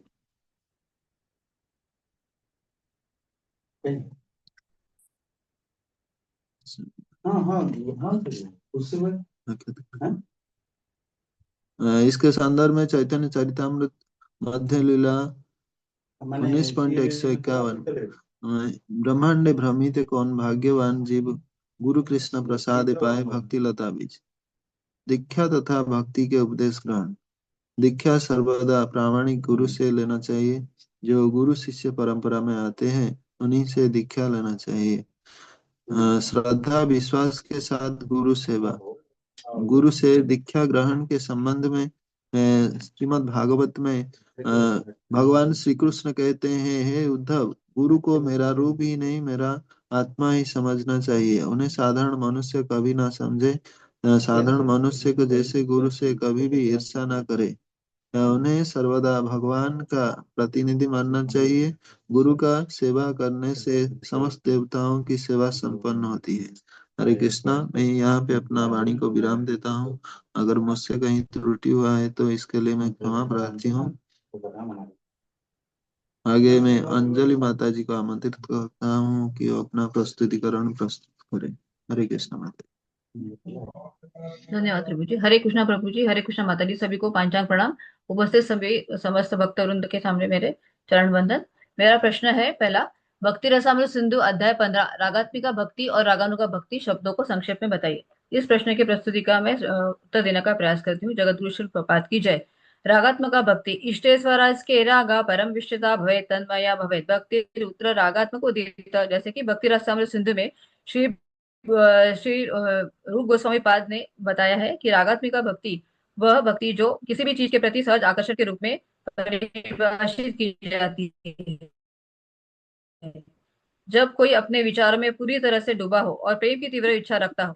राग का मतलब है किसी चीज में गहरा स्वाभाविक लगाव। जब कोई भगवान के प्रति आसक्त हो जाता है, उनके विचार में लीन होता है, उस समय आसक्ति के साथ की गई भक्ति रागात्मिका भक्ति कहलाती है। शुद्ध भक्ति सेवा है यह, जो शास्त्रों के आदेश से नहीं बल्कि अपने आप गहरे लगाव से प्रेरित होती है। यह भक्ति जो वृंदावन के निवासियों में हमेशा मौजूद रहती है, जैसे गोपियां, ग्वाल बाले, नंद महाराज और माता यशोदा। ये भक्त भगवान की सेवा के बिना नहीं रह सकते। रागात्मिका के तहत भक्ति सेवा को आगे दो विभागों में बांटा गया है, जैसे कामुक आकर्षण और दूसरी सम्मत कहा गया है। रागानुगा भक्ति विराजन्ते अभिव्यक्त्या वृजवासे जनार्दनम रागात्मिका अनुष्ठता याटसा रागनुच्यते। जैसे भक्ति रसामृत सिंधु में श्री रूप गोस्वामी पाद कहते हैं कि सहज प्रेम में भक्ति सेवा जो वृंदावन के निवासियों द्वारा स्पष्ट रूप से व्यक्त और प्रकट की जाती है, उन निवासियों की भक्ति सेवा का अनुमोदन करते हुए कि भक्ति जो है वो रागानुगा भक्ति कहलाती है। स्वतः स्फूर्त भक्ति सेवा के उदाहरण वृंदावन में भगवान के प्रत्यक्ष सहयोगियों में आसानी से देखे जा सकते हैं। रागानुगा भक्ति में भगवान के लिए उसी तरह को अपने आप में होने वाला प्यार भरा लगाव की इच्छा रहती है। यह तब पैदा होती है जब कोई साधक वृंदावन के भक्तों की प्यार भरी सेवा के बारे में सुनता है और वैसा ही लालच लोभ पैदा होता है। यह मुख्य रूप से नियमों या शास्त्रों के नियमों के डर से नहीं बल्कि भगवान के साथ एक खास रिश्ते से प्रति आकर्षण होने के रूप से प्रेरित होती है। साधक मन ही मन चुने हुए रागात्मक भक्त की तरह भगवान की सेवा करने का ध्यान करता है, जबकि बाहर से भक्ति के नियमों का पालन करता है। उदाहरण माँ यशोदा का कृष्ण को उनकी दिव्यता के बारे में जाने बगैर अपने बच्चे के रूप में प्यार करना। कोई वृंदावन में कृष्ण की साथियों की भक्ति सेवा से आकर्षित होता है तो वह रागानुगा भक्ति का अभ्यास कर सकता है। रागानुगा भक्ति और रागानुगा भक्ति का मुख्य अंतर एक पंक्ति में हम कह सकते हैं। रागानुगा भक्ति यह भक्ति है जो सहज प्रेम का अनुसरण करती है और आकांक्षा रखती है, और रागात्मिका भक्ति है शुद्ध स्वाभाविक सहज प्रेम।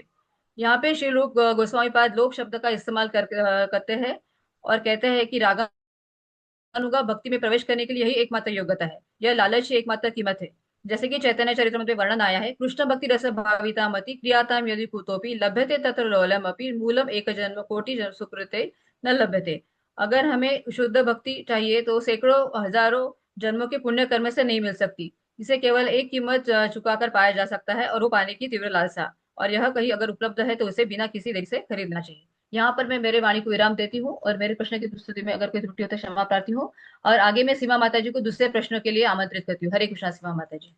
हरे कृष्ण माता जी, मेरे दूसरे राउंड का प्रश्न है, भक्ति रसामृत के अध्याय 12 और 13 के संदर्भ में साधना भक्ति की 5 सबसे महत्वपूर्ण वस्तुओं के महत्व का वर्णन करें। अपने स्वयं के शब्दों में चर्चा करें कि साधना भक्ति के 5 सबसे महत्वपूर्ण मदों के अपने अभ्यास को बेहतर बनाने के लिए आप किन विशिष्ट तरीकों का उपयोग कर सकते हैं। उत्तर है, भक्ति रसामृत सिंधु अध्याय 12-13 के संदर्भ में साधना भक्ति के अंतर्गत श्रील रूप गोस्वामी जी ने कुछ ऐसी भक्ति प्रथाओं को बताया है, कुछ ऐसी भक्ति प्रथाओं को अत्यंत प्रभावशाली, शीघ्र फल देने वाली और जीवन को रूपांतरित करने वाली है।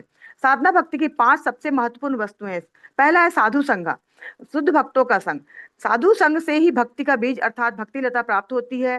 श्रद्धा को स्थिर करते हैं, आलस्य संदेह दूर होता है। साधु अपने आचरण से भक्ति सिखाते हैं, भक्ति का प्रवेश द्वार है। संग से अनर्थ दूर होते हैं और उत्साह बढ़ता है।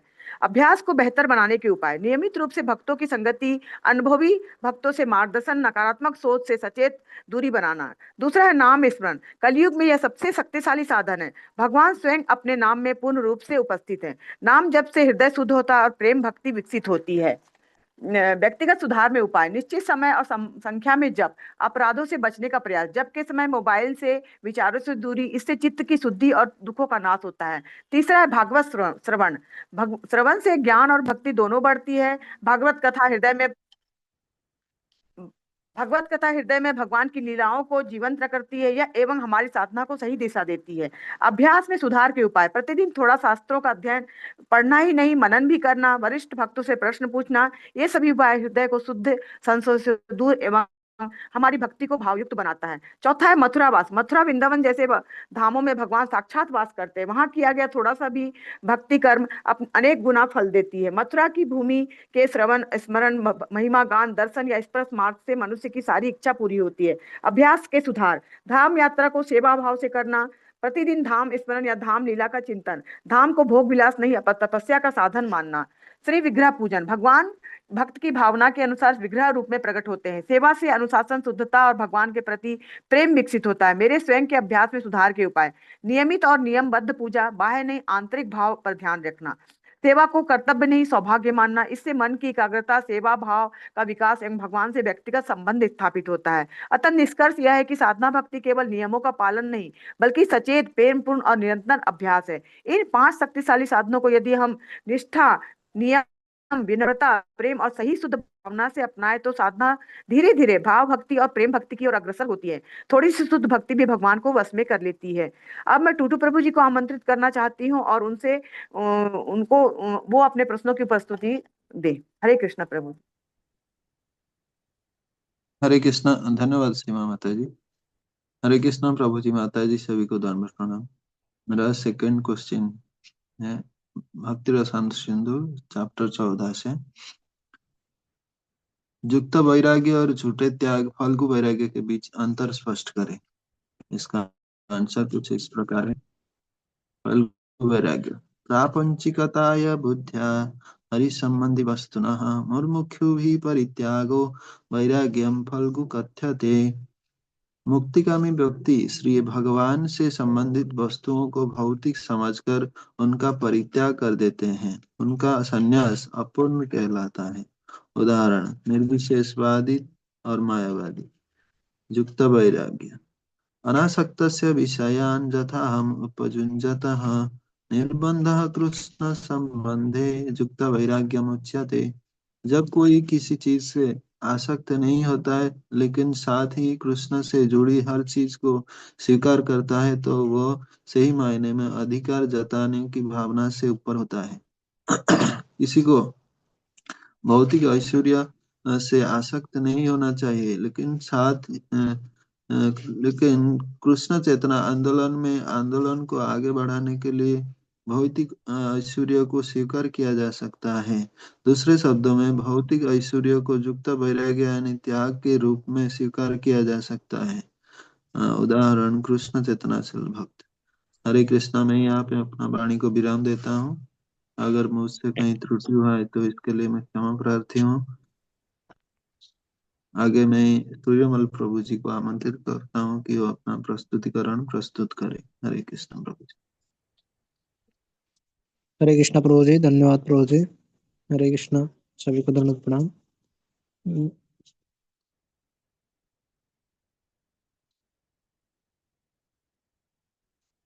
मेरा प्रश्न है, उदाहरण के साथ चर्चा करेंगे कैसे श्रील प्रभुपाद का मिशन युक्त वैराग्य के सिद्धांत को दर्शाता है। अपने उत्तर में भक्ति के अमृत के अध्याय 14 से विशिष्ट कथनों का संदर्भ दें। उत्तर कुछ इस प्रकार है। श्रील प्रभुपाद का मिशन इस्कॉन की स्थापना और विश्वव्यापी कृष्ण भक्ति का प्रचार पर आधारित है।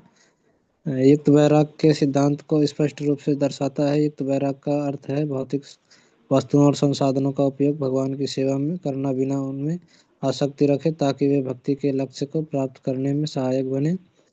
श्रील प्रभुपाद ने अपने जीवन और मिशन में इस सिद्धांत को जीवंत रूप से अपनाया, जहां उन्होंने आधुनिक तकनीक, धन और संसाधनों का उपयोग कृष्ण चेतना फैलाने के लिए किया, लेकिन हमेशा उन्हें कृष्ण की सेवा में समर्पित रखा। श्रील प्रभुपाद जी ने 1965 में अमेरिका जाकर इस्कॉन की स्थापना की, जहां उन्होंने पश्चिमी दुनिया में कृष्ण भक्ति फैलाई।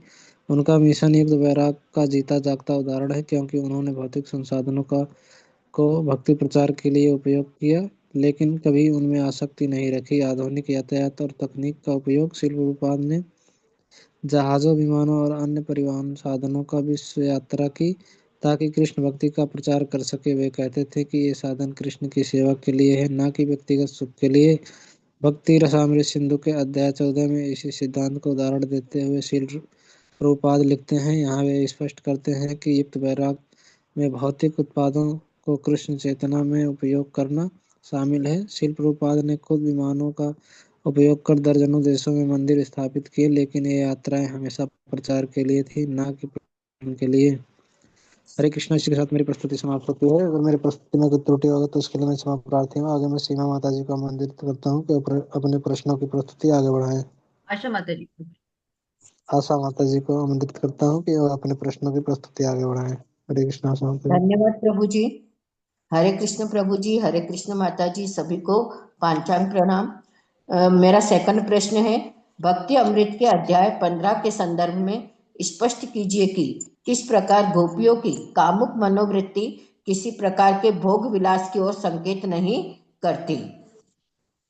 गोपियों का भाव भौतिक काम नहीं बल्कि आध्यात्मिक प्रेम है, जहां सुख का केंद्र स्वयं नहीं केवल कृष्ण की तुष्टि है। इसमें इंद्रिय भोग की कोई स्वार्थपूर्ण इच्छा नहीं होती। गोपियों का श्री कृष्ण के प्रति आकर्षण स्वतः स्फूर्त या रागानुगा है। गोपियां अपना मान, समाज, परिवार और व्यक्तिगत सुख तक त्याग देती है। यह त्याग दर्शाता है कि उनका स्वभाव भोग विलास नहीं परम समर्पण है। गोपियों को लीला योग माया के अंतर्गत है। गोपियों की लीला योग माया के अंतर्गत है, महामाया के अंतर्गत नहीं है। इसलिए बाह्य रूप से कामुक प्रतीत होने पर भी वे अलौकिक और पाप रहित हैं। इस भाव में कोई अधिकार या अपेक्षा नहीं है, केवल उत्कट विरह और सेवा भाव ही है। यह अवस्था भक्ति की सर्वोच्च अवस्था मानी जाती है। श्री कृष्ण के विरह में गोपियां गोपी गीत का गायन कर अपना विरह प्रकट करती हैं। प्रहसितं प्रेम प्रेम वीक्षणं विहरणञ्च ते ध्यानमङ्गलम् रहसि संविदो या हृदि स्पृशः कुहकनो मनः क्षोभयन्ति। यहीं पर मैं अपनी वाणी को विराम देती हूँ और मेरे प्रश्न में कोई त्रुटि हो गई हो तो उसके लिए मैं क्षमा प्रार्थी हूँ और आपके मार्गदर्शन की अभिलाषी हूँ। और आगे मैं हर भगवान प्रभु जी को आमंत्रित करती हूँ वे अपने प्रेजेंटेशन के द्वारा प्रेजेंटेशन को आगे बढ़ाएं। धन्यवाद आशा माता जी। हरे कृष्ण माता जी, हरे कृष्ण प्रभु जी, सादर प्रणाम। भक्ति रस अमृत सिंधु में प्राकृत सहजियां कौन है? मेरा ये सेकंड क्वेश्चन है। भक्ति अमृत सिंधु के चैप्टर 16 में, जिसमें सहज भक्ति सेवा या रागानुगा भक्ति के लिए योग्यता पर चर्चा की गई है, श्रील प्रभुपाद ने प्राकृत सहजिया मानसिकता के खिलाफ साफ चेतावनी दी है। प्राकृत का मतलब है भौतिक और सहजिया का मतलब है वो जो चीजों को सस्ते में लेता है। प्राकृत सहजियां भौतिक रूप से बंधे हुए रहते हुए उन्नत भक्ति भावनाओं की नकल करने की कोशिश करना, बड़े भक्तों की नकल, वे कृष्ण और गोपियों के गुप्त प्रेम व्यवहार, खास करके वैवाहिक लीलाओं की बिना दिल की शुद्धि या सख्त भक्ति अनुशासन के समय से पहले नकल करते हैं। ऐसे लोग वैद्य भक्ति नियमित भक्ति सेवा को कम आंकते हैं या अस्वीकार करते हैं और इससे गैर जरूरी समझते हैं, भले ही वे उन्होंने अपनी असली आध्यात्मिक योग्यता हासिल न की हो, भले ही वे बाहर से रासलीला पर बात करते हो या वृज भक्ति से लगाव का दावा करते हो, पर उनकी चेतना वासना अहंकार और शारीरिक पहचान से प्रभावित रहती है।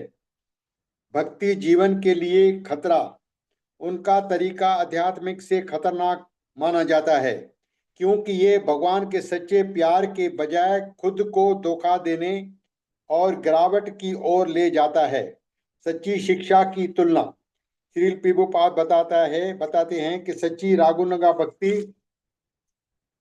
अंदर से वृंदावन के हमेशा रहने वालों को नक्शे कदम पर चलती है, जबकि बाहर से सख्त भक्ति का पालन करती है। जैसा कि भक्ति अमृत सिंधु में बताया गया है, प्राकृत सहजियां सच्ची भक्ति के साधक नहीं है, इसके बजाय उन्होंने नकलची कहकर सावधान किया जाता है, जो दिव्य आत्मीयता को गलत समझते हैं। असली आध्यात्मिक तरीके के लिए विनम्रता, अनुशासन और पिछले आचार्यों द्वारा दिए गए अधिकतर तरीके की ईमानदारी से पालन करना जरूरी है। भक्ति सिद्धांत सरस्वती ठाकुर का मत है कि उन्होंने इन सहजियाओं की आलोचना की है, जो शरीर को दिव्य मानकर आडंबर भक्ति के माध्यम से वैष्णव धर्म का उपास करते थे और इसे प्राकृत सहजवाद कहकर निंदित किया है। इसी के साथ मैं अपनी वाणी को विराम देता हूं और अगर मेरे से कोई त्रुटि हुई हो तो उसके लिए मैं क्षमा प्रार्थी हूं। अभी मैं अंजलि माता जी को आमंत्रित करता हूं को अपनी प्रस्तुति पेश करें। अंजलि माता जी। धन्यवाद प्रभु जी। हरे कृष्णा प्रभु जी, पांचांग प्रणाम। हरे कृष्णा माता जी, सभी को पांचांग प्रणाम। मेरा दूसरा प्रश्न है और हमारे प्रस्तुति का आखिरी प्रश्न है। अध्याय 16 से प्रश्न क्रमांक 2, पुष्टि मार्ग शब्दों का अंग्रेजी में अर्थ बताएं। इस प्रश्न की प्रस्तुति का मैं इस प्रकार जवाब देना चाहती हूँ। पुष्टि का मतलब है पोषण, कृपा या ईश्वरीय सहारा। मार्ग का मतलब है रास्ता या पथ, इसलिए पुष्टि मार्ग का मतलब है ईश्वरीय कृपा का मार्ग। यह उस भक्ति को बताता है जो भगवान की कृपा से विकसित होती है, न सिर्फ अपने व्यक्तिगत प्रयास से। श्री भक्ति रसामृत सिंधु को 3 विभागों में बांटा गया है, जैसे साधना भक्ति, भाव भक्ति और प्रेम भक्ति। साधना भक्ति आगे में वैदिक भक्ति और रागानुगा भक्ति में विभाजित हुई है और रागानुगा भक्ति फिर कामानुगा और संबंधनुगा भागों में विभाजित की गई है। संबंधनुगा यानी पितृत्व या मित्रता, जिसका वात्सल्य भाव या साख्य भाव में भक्ति में कहा जाता है। जो भक्त माता पिता या मित्र यानी सखा रूप में भगवान के प्रति आकृष्ट होते हैं, उन्हें नंद महाराज सुबल के वचनों का अनुसरण करना चाहिए। भाव यह है कि भगवान के पिता बनने की विधि की संस्तुति नहीं की जाती। स्कंद पुराण में पांडवों की राजधानी हस्तिनापुर में निवास करने वाले एक वृद्ध पुरुष की कहानी का वर्णन आता है, जो भगवान के प्रति उनकी पुत्र के रूप में चाहते थे और नारद मुनि के आदेश और उनके उपदेश के हिसाब से वो उनके नंद महाराज के चरण चरणों पर चलने में सफल हुए। नारायण व्यूह स्तव में भी कहा गया है, जो भगवान का चिंतन उनके पति, मित्र, पिता या हितैषी के रूप में करते हुए पूजनीय होते हैं। इस भक्ति विधि जो पुष्टि मार्ग है, वो वल्लभ संप्रदाय यानी वैष्णव धर्म के विष्णु स्वामी का संप्रदाय है, जिसमें सगुण भक्ति में विश्वास रखा जाता है। यह संप्रदाय भगवान कृष्ण के बाल रूप की लीला और रूप की और गुण की उपासना करने पर विशेष बल देता है। जैसे लड्डू गोपाल वो एक खाली देवता के रूप में नहीं मानते, वे अपने घर में अपने बेटे की तरह रखते हैं, उन्हें प्रेम से सजाते हैं, खिलाते हैं, नहलाते हैं। तो भाव यह है कि वो प्रेम लौटा देंगे। अगर कोई सुबल बनना चाहता है तो हो सकता है, मगर कोई नंद महाराज या यशोदा मैया बन जाता है तो वो नरक में जा सकता है। कोई उनका माता पिता के रूप में या स्नेह के भाव रखेंगे तो वो भक्ति में आगे बढ़ सकता है। हमें खुद को भगवान के माता पिता के जैसे समझना नहीं चाहिए, मगर भाव यह रखना चाहिए कि हमें उनके मार्गों के जैसे अनुसरण करना चाहिए। यहाँ पे मैं बाल मुकुंद श्लोक बताना बोलना चाहती हूँ। करारविंदे न पदारविंदम मुखारविंदे विनिवेशयन्तम वटस्य पत्रस्य पुटेशयनम बाल मुकुंदम मनसा स्मरामि। यहीं पर हमारे ग्रुप के प्रश्नों की प्रस्तुति समाप्त होती है। ग्रुप के किसी भी सदस्य से या मुझसे अगर कोई प्रश्न की प्रस्तुति में अगर त्रुटि हो तो क्षमा प्रार्थी हूँ और आपके मार्गदर्शन की अपेक्षा करते हैं।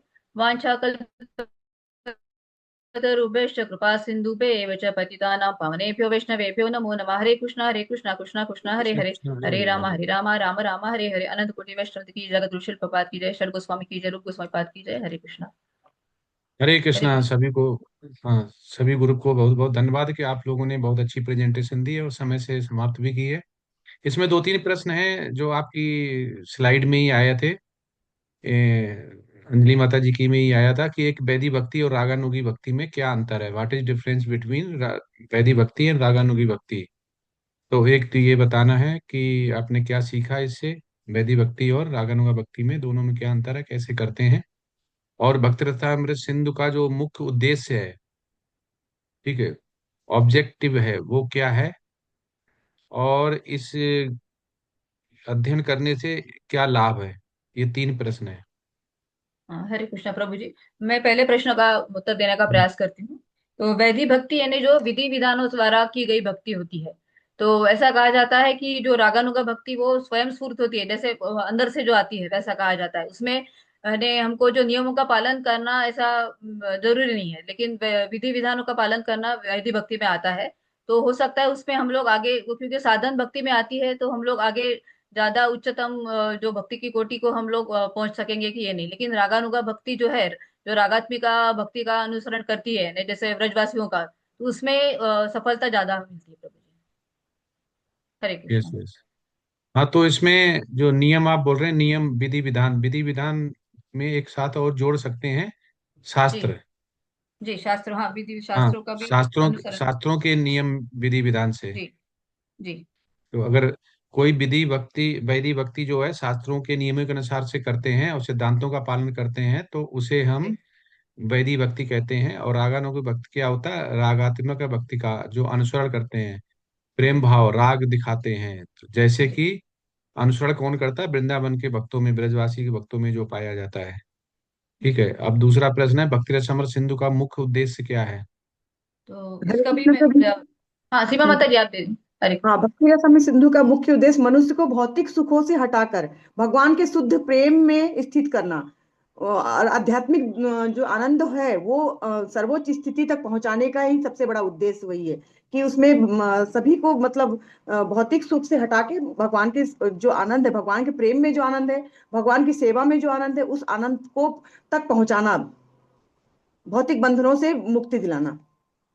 यस यस, माता जी ने बिल्कुल सही बताया है कि भक्ति रसामृत सिंधु का मुख्य उद्देश्य क्या है। मुख्य उद्देश्य, इसका मुख्य उद्देश्य है कि मनुष्य को सांसारिक जितने बंधन है उनसे मुक्त करना है, और मुक्त करके कृष्ण के प्रति शुद्ध प्रेम है वो जागृत करना है, और विकसित करके सर्वोच्च आध्यात्मिक जो पूर्णता होती है, परम प्रेम होता है, उसको पाना होता है और उसका मार्ग दिखाना होता है। इसका मुख्य उद्देश्य यही है।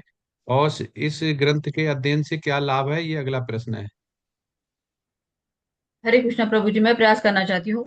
लाभ है ना, ये हमको एक मार्गदर्शक के रूप में हमारी मदद करता है। जो भी कृष्ण भावनामृत होने का प्रयास कर रहा है या कृष्ण भावनामृत में है वो आगे बढ़ सकता है, क्योंकि इसमें पूरा भागवतम का है, जैसे प्रभु जी आपने बताया था। भागवतम हो गया, फिर उसके बाद चैतन्य चरित्रामृत है, भगवत गीता है, सभी शास्त्रों से उसमें सार दिया है। और जो षड गोस्वामी है उनके बारे में सब हम लोग जान सकते हैं कि उन्होंने कैसे उनका जीवन था वृंदावन में। उन्होंने जो भगवान की लीला स्थली का जो खोज किया, तो हमको उससे सब भक्ति के बारे में बाकी सब जानकारी मिलती है। तो बहुत महत्वपूर्ण अंग है ये भक्ति में। और सभी जो कृष्णा भावनामृत में आगे बढ़ना चाहते हैं उसका, इस ग्रंथ का हमको पठन करना चाहिए, वाचन करना चाहिए, इन्हें दैनिक तरीके में करना चाहिए।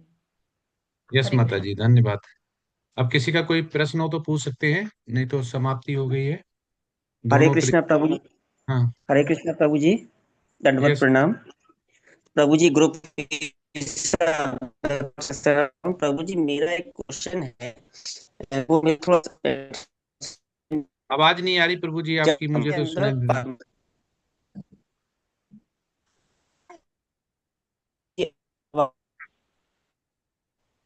मुझे तो कुछ सुनाई नहीं दिया, किसी को सुनाई दे रहा है हरे क्या? कृष्णा प्रभु जी। नहीं आ रही प्रभु जी, आवाज क्लियर आवाज नहीं है। आवाज क्लियर नहीं है प्रभु जी। प्रभु जी हरे कृष्णा प्रभु जी।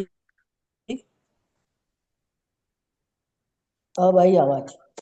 हाँ बोलिए, आवाज अभी आ रही है। जी प्रभु जी।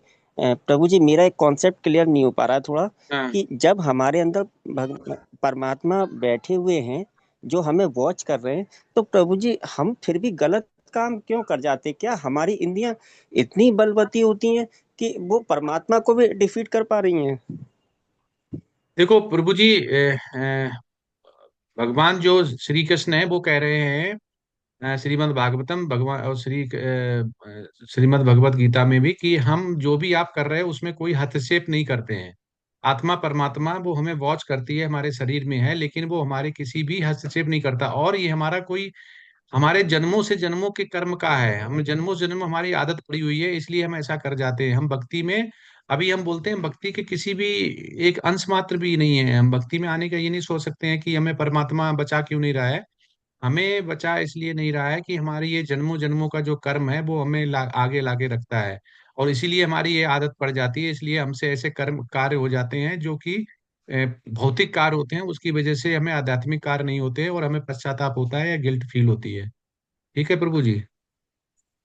जी प्रभु जी, धन्यवाद प्रभु जी। हरे कृष्णा प्रभु जी, हरे दंडवत कृष्ण। प्रणाम। हरे कृष्ण प्रभु जी। आपकी यस अनुमति यस तो मैं कुछ दूँ। प्रभु जी एक चीज पूछना था, ये अपना कर्म कांड और विधि विधान का पालन में क्या अंतर है, इसको कैसे समझे प्रभु जी?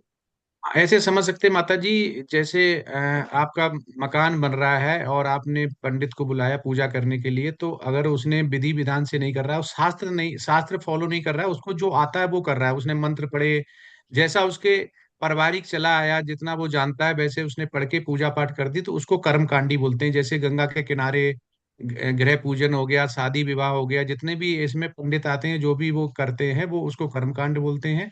और वैदिक भक्ति में जो विधि विधान से बोलते हैं उसमें शास्त्रों के नियमों का पालन किया जाता है, शास्त्र के बाहर कुछ भी नहीं करते, जो शास्त्र में लिखा होता है वो करते हैं।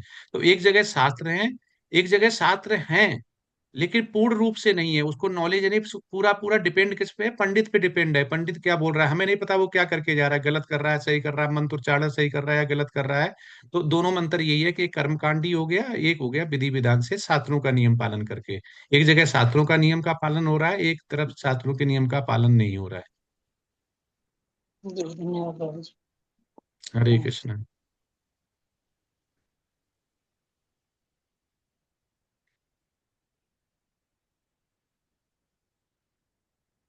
और किसी का कुछ?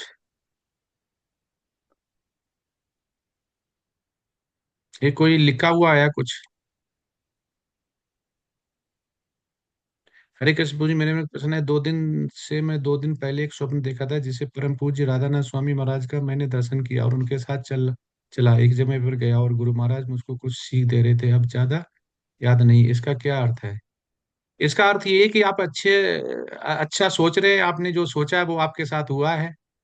ये अच्छा संकेत है कि आपको गुरु का आदेश मिल रहा है और गुरु का साथ मिल रहा है, भले ही सामने प्रत्यक्ष नहीं मिला, प्रत्यक्ष मिला लेकिन मिला तो है, तो आप बिल्कुल सही संकेत है। आप भक्ति में हैं, आप जो सोच रहे हैं वही रात में हो रहा है। इसका अर्थ यही है प्रभु जी कि आप सही रास्ते पे हैं और ऐसे ही रहना चाहिए, और ये अच्छे संकेत है भक्ति के लिए। हरे कृष्ण। ठीक है।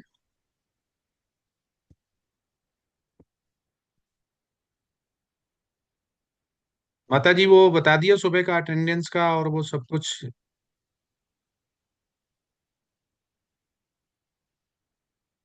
सुमध्या माता जी।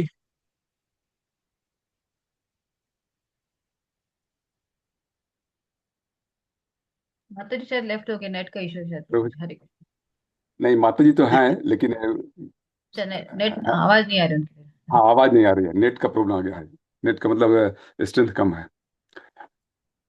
प्रभु जी जो अभी अभय प्रभु जी ने जो सवाल किया था, वो एक्चुअली इसका जवाब तो बहुत अच्छा, बहुत मतलब इंटरेस्टिंग जवाब है। लोग कहते हैं कि भाई हम अच्छा काम करते हैं तो भगवान कराए, तो बुरा काम भी तो भगवान ही करते हैं ना।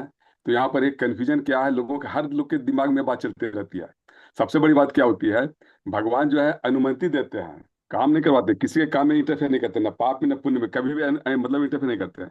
जैसा हम लोग पढ़ चुके हैं ना भगवत गीता के 13.23 में, उपदेशा अनुमंता चाह, मतलब वो खाली अनुमति देते हैं। अब रही बात फिर तो गलत काम कैसे करते हैं, तो गलत काम करने के पीछे अपना काम, क्रोध, लोभ, स्वार्थ रहता है। हम अपने स्वार्थ के वशीभूत होकर गलत काम करते हैं।